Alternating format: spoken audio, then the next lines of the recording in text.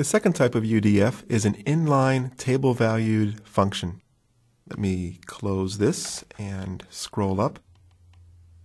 It's inline because we take a single select statement and we place that inline within the UDF.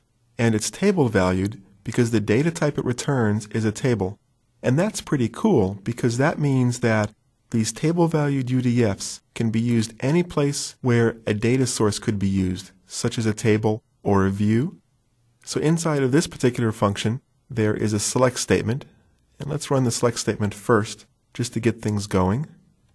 And I'll switch to CHA2, and then select the select statement, being careful not to get that closing parentheses.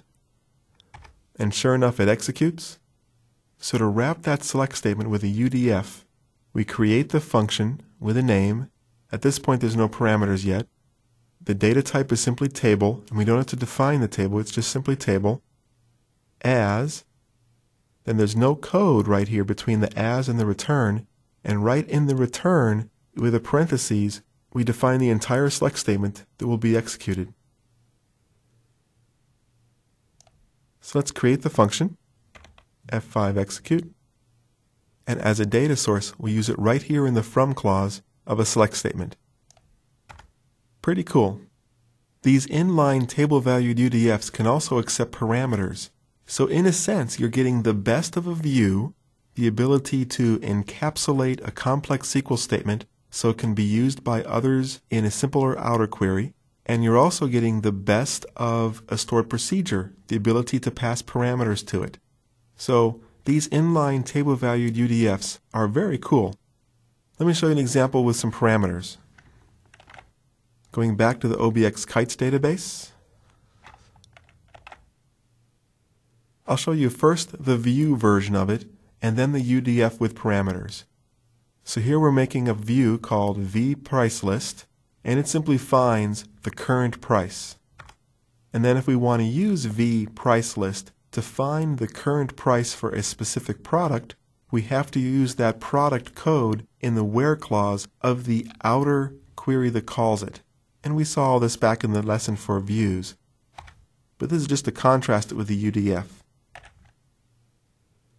So in this UDF, we're adding two parameters.